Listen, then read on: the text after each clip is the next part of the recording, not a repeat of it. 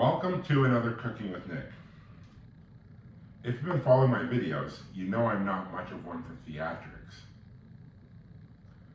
But this week, things are getting serious. We're making brisket. But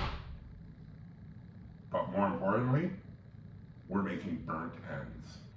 I've let the brisket sit overnight in a homemade rub, and now it's ready to get the smoker up to temperature.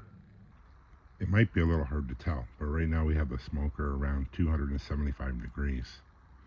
As soon as we throw the meat on, it's going to drop the temperature a little bit more into about a 240 degree range, and that's where I want to start this brisket. The brisket is on. Now it's time to kick back, have a coffee, take in this beautiful morning. In a lot of ways, smoking a brisket reminds me about working in a skilled trade. It takes patience, trial and error, a willingness to learn, dedication, having the right tools to complete the job, and a passion to see it through. Never mind Harley in the background there. Smoking meat, just like working in an apprenticeship, can be very frustrating at times. It can test your patience, your resolve, but it's all what you take away from the entire experience.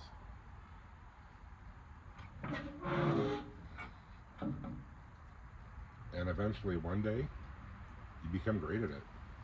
You perfect your craft, like we're doing here today. I'd also like to point out, when smoking a brisket, you want some solid hardwood. We've got a lot of nice oak here that we're using to smoke the brisket today. Gives it a really nice touch. We've been smoking this brisket for about 6 hours now. It has an internal temperature of about 165 degrees Fahrenheit. So now it's time to take it off and wrap it in some butcher paper and put it back on until it hits an internal temperature of about 200 degrees Fahrenheit. But since I don't have any butcher paper, we're going to be using aluminum foil. As you can see, the meat is now wrapped in tin foil. This is also known as the Texas crunch. The brisket is now finished. We're going to leave it in this tin foil for about an hour so the juice is pulled back into the meat. And in the meantime, we're going to start making my world famous barbecue sauce. Time to mix up this barbecue sauce. As for ingredients in here, we have ketchup, onion, pepper, dry mustard, paprika, red wine vinegar, brown sugar, a little bit of salt, and we cannot forget the Jameson. The brisket has had time to settle. It's been cubed. Now it's time to put the glaze on. So what we're going to do is start with honey. That'll help give it some stickiness. A little bit of the homemade rub. Add some more flavor to it. The barbecue sauce. About a cup's worth.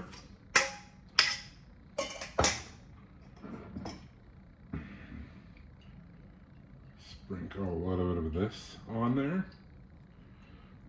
The butter. Butter is the key here to this. And another secret weapon, Dr. Pepper.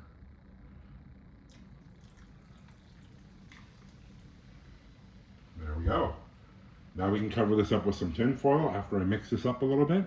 Throw it back on the smoker. We're going to cook this on the smoker at about 275 degrees for an hour, and then we are going to uncover it for about 30 to 60 minutes. We really want to give that glaze an opportunity to thicken up and really bind to the meat. It is a digital meat thermometer. It makes life so much easier. It really helps you maintain those temperatures without letting them get out of control.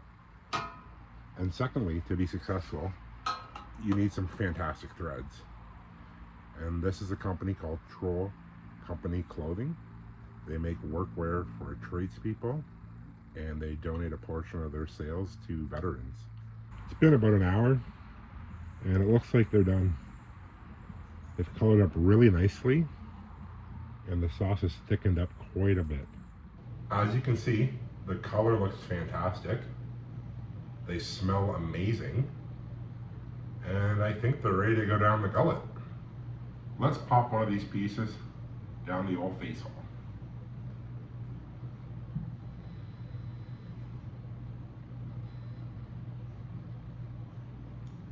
So moist, flavorful,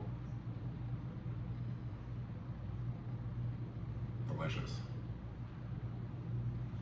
Let's try one more. Oh, that's the one.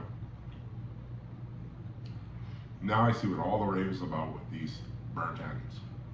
Well, thanks for joining another Cooking with Nick, where we explored turning brisket into burnt ends, talked about some amazing clothing manufacturers out there that are doing great work, and how we compared the process of having the amount of passion and dedication to see something through like this, just like we have with apprenticeships. Until next time, friends, stay safe. And again, try to come up with different experiments around the house that you can enjoy. You may not have a passion for cooking like I do, but it does grow on you. Oh my. Premier Ford would love these.